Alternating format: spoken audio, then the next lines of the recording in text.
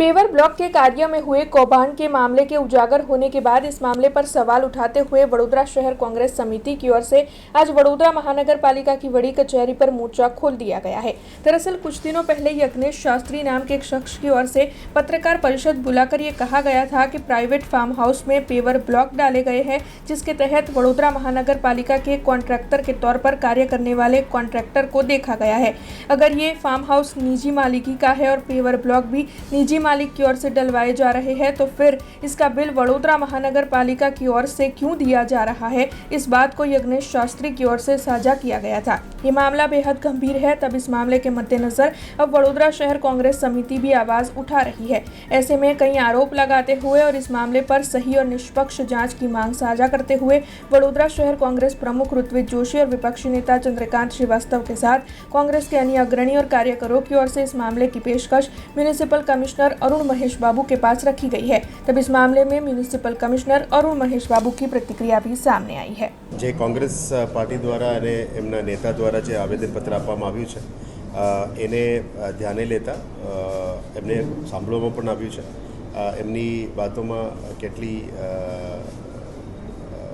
સાચા અર્થમાં કેટલું રજૂઆતો થઈ છે, ફરિયાદો થઈ છે, એ બાબતમાં અમે અભ્યાસ કરીશું અને અભ્યાસ કર્યા પછી પ્રોપર એન્ક્વાયરી કરીને એની પ્રોપર જવાબ આપવામાં આવશે। હાલ એ જીએડી એન્ક્વાયરીમાં ડેપ્યુટી મ્યુનિસિપલ કમિશનર આપીશું, એના પછી જરૂરત પડે તે ગંભીરતાને ધ્યાને લઈને આગળનું કાર્યવાહી કરવામાં અમે જે લાસ્ટ રિવ્યૂ મિટિંગમાં મોન્સૂનની કામગીરી બાબતમાં 3 કલાકની જે મિટિંગ લીધી એમાં અને ફરીથી ફોલોઅપ મિટિંગમાં પણ અધિકારીઓને પણ કડક રીતે કહેવામાં આવ્યું છે। 2-3 એન્જિનિયર્સને નોટિસ પણ ઇસ્યુ કરવામાં આવી છે। એસિસ્ટન્ટ એન્જિનિયર્સ અને ડેપ્યુટી એન્જિનિયર્સને નોટિસ ઇસ્યુ કરવામાં આવી છે। કન્સર્ન કોન્ટ્રાક્ટ એજન્સીસને પણ નોટિસ ઇસ્યુ કરવામાં આવી છે। અમે એવું પણ સૂચના આપી છે કે આવનારા દિવસોમાં 3 નોટિસ પછી પણ કામગીરી સુધરે નહીં તો પછી બ્લેકલિસ્ટ કરવાનું કામગીરી પણ શરૂ કરવાનું કીધું છે। અને દરેકનું અત્યારે જે ક્યુઆરટી ટીમ્સ બાબતમાં પણ દરેક ઝોન વાઇઝ ડેપ્યુટી મ્યુનિસિપલ કમિશનર્સે પણ રાઉન્ડ મારીને એનું રિવ્યૂ કરવાનું સૂચના કરી છે। આજના સંકલ્પ મિટિંગ પછી પણ આ બાબતમાં ગંભીર નોંધ લેવામાં આવશે, કારણ કે આપણા મોટું અત્યારે ઇમ્પોર્ટન્ટ ઇસ્યુ છે ડ્રેનેજ અને પોટહોલ્સ। એના ઉપર ધ્યાન ચોક્કસ તંત્રનું છે અને એના ઉપર રિવ્યૂ કરીને વહેલા તકે પૂરું કરવાનું હોય અને ડ્રેનેજનું ગાડાઓ ખોદ્યા હોય એને પણ બંધ કરીને પૂરું કરવાનું હોય।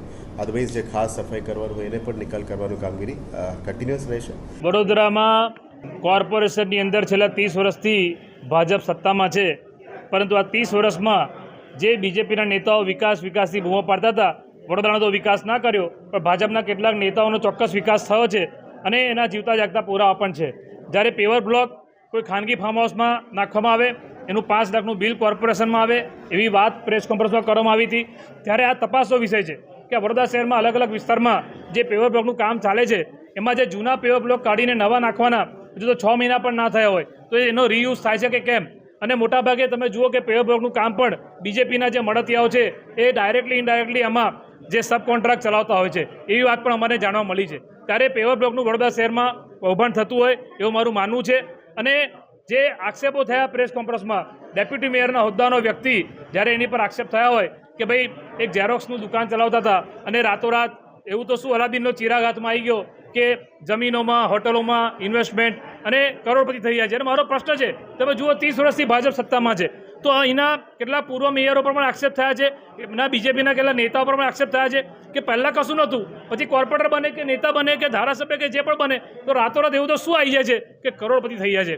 તો આ એસીબી અને એમના જે રાજ્ય સરકારના ગૃહમંત્રીએ એસીબીને આદેશ કરવો જોઈએ, એમની પ્રોપર્ટીની તપાસ કરો કે ચૂંટણી નહોતા લડ્યા એ પહેલાં કેટલી હતી ને હવે ચૂંટણી જીત્યા પછી કેટલી પ્રોપર્ટી છે, આ પણ મોટો પ્રશ્ન છે। हमसे जुड़े रहने के लिए हमारे YouTube चैनल को सब्सक्राइब करें और नई वीडियो की नोटिफिकेशन के लिए बेल आइकॉन को दबाएं।